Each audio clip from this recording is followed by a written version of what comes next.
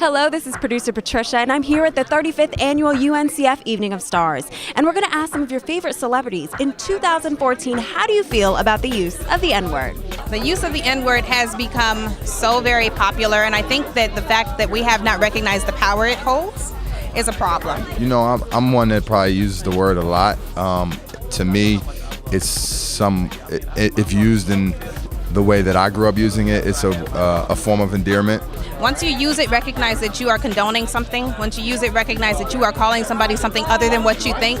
And my son, anytime he says a word, do you know what that definition is? Do you know that the N-word really means a stupid person? You are calling your people stupid. You are keeping us in the bondage of stupidity. Recognize the power in your words. I understand other generations' feelings toward the word, but you know, again, just like a lot of what hip-hop culture is, I think we've taken something and turned it into something useful. In 2014, how do I feel about the use of the N-word?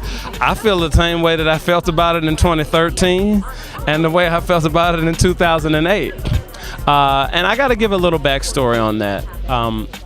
Bill Cosby was my first mentor, and I remember he was telling me there were several different videos, two albums to get. He wanted me to get Richard Pryor's album, Super N-Word, and his was Bill Cosby, I'm a Funny Fellow.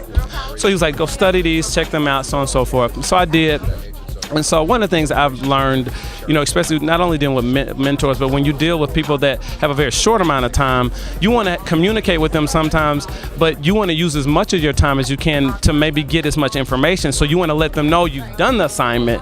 And so I remember when I first got on the phone, he's like, so how you doing? I was like, well, I can say I'm not sure if I'm a funny fellow yet, but I'm definitely been a super N-word. And he stopped me. He said, that word is not funny. It's not cute, and I don't ever want to hear you say it again.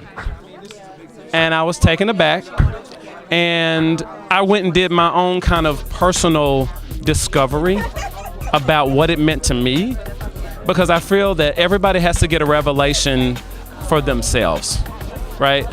Obviously, there's going to be a lot of narrative. There's going to be a lot of conversation, but ultimately, we all have to get a revelation for ourselves. And once I did that, I'm not a fan of it, because ultimately, when I look at, I'll put it like this. My great-grandfather made my dad and everybody that came to grandkids, you had to pay 10 cents for the name. So every time you saw my great-grandfather when he came over, you had to pay 10 cents, a dime. So at a very early age, they got an understanding that their name had equity, and they had to pay to be a Watkins. You don't just get this name. And so that being said, it really goes back to, we really do stand on the shoulders of our ancestors. And obviously for me, if you go back, those were slaves. And so when I think about them, that's the last word that many of them heard, either before they were lynched, either before they were beaten, either before they were raped, either, before a lot of those atrocities.